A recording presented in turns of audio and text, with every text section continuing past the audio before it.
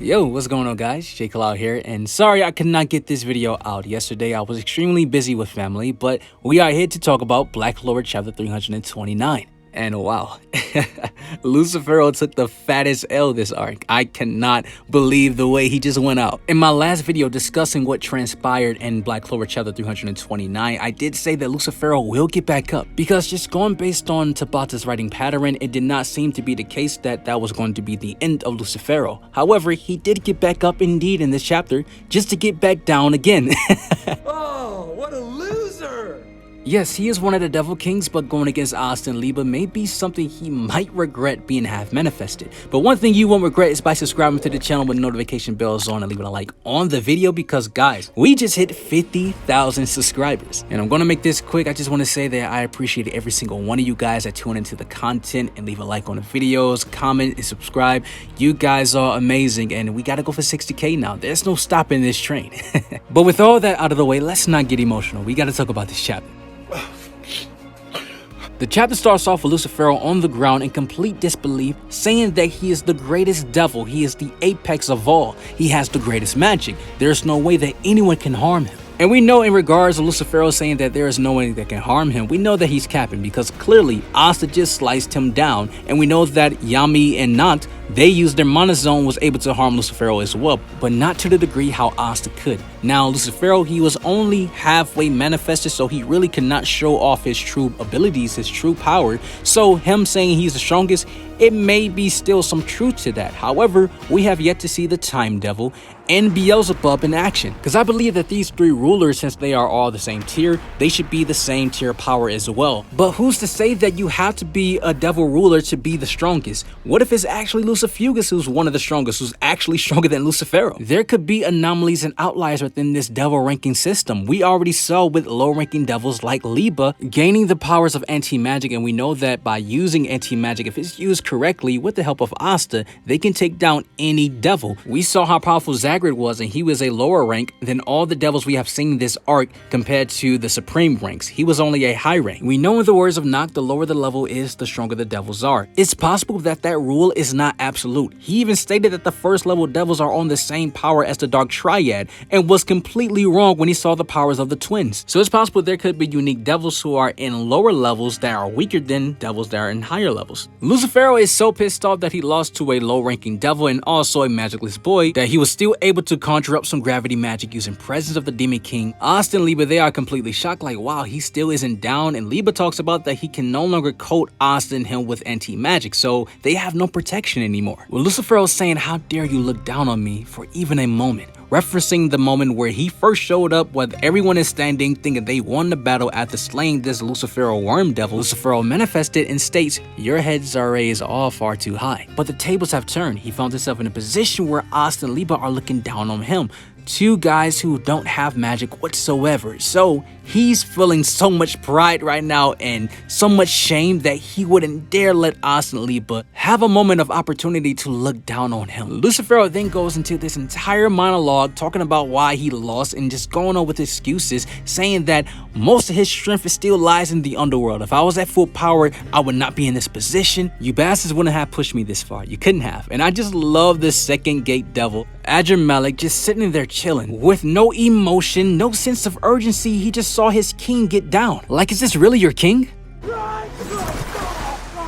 Is this your king?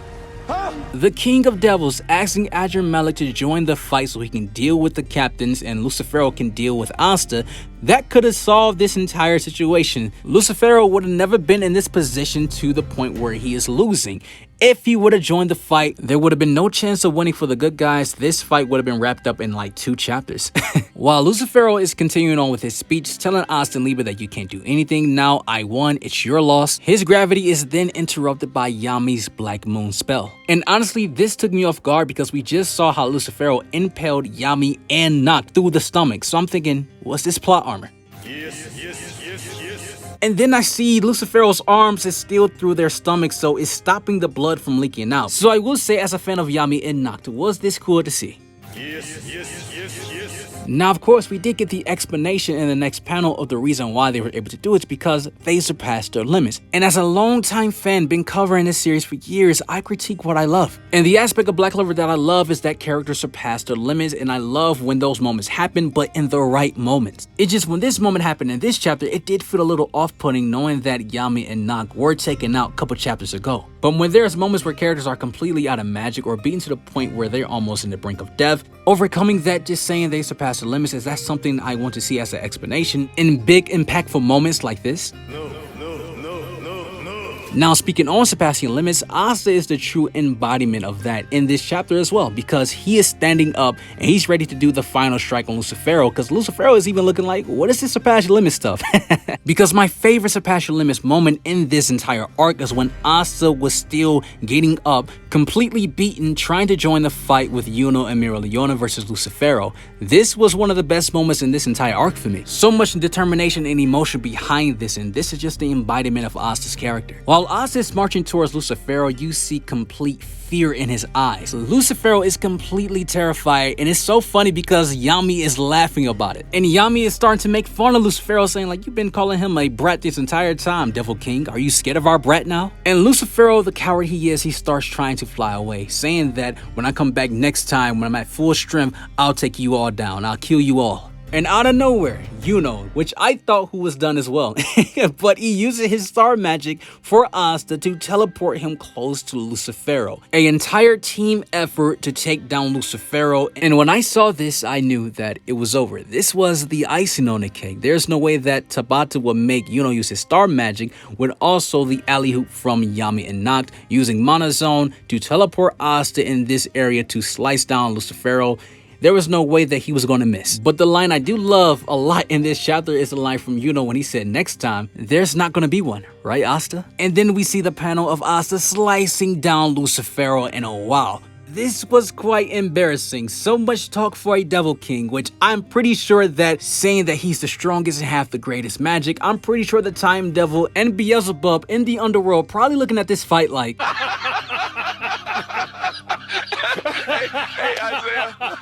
We see the expressions of everyone's faces, and of course, Yami is looking like a proud mentor. Everyone is happy. Vanessa and Gray are completely stunned of how powerful Asta is. Asta and Liebe has everyone in shock. They changed everything, and the real shocker here is how this chapter ended.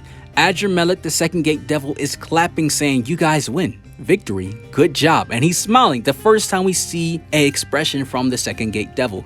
And I am stunned by this because I am seriously questioning Adrammelech's motives. What's his purpose? Why did he let Lucifero get jumped? And why is he smiling about it? He shows no concern, no worry about what just happened. He's not even looking at Asta as a threat because he has anti-magic. What's up his sleeve, and whose side is he on? Because this is the same guy who warned the humans before Lucifero used presence of the Demon King. He told them to get out of here. Clearly, Adrammelech has different motives, and I can't wait to see it. However, I don't want to put too much stock in villains right now in this current arc, which you guys should understand why, because I spoke about it before that Lucifero was very underwhelming to me. I can't say all villains because Xena was definitely the most impressive to me. Megicula, on the other hand, I think that she was also impressive, but not to the standard of Xena. Xena just was so amazing. And I've been seeing you guys a lot in my comment section talking about how disappointed you were in Lucifero, and honestly, I think that all you guys are valid because I can tell majority of you guys expect more from Lucifero, and I think that he is going to come back and do more, but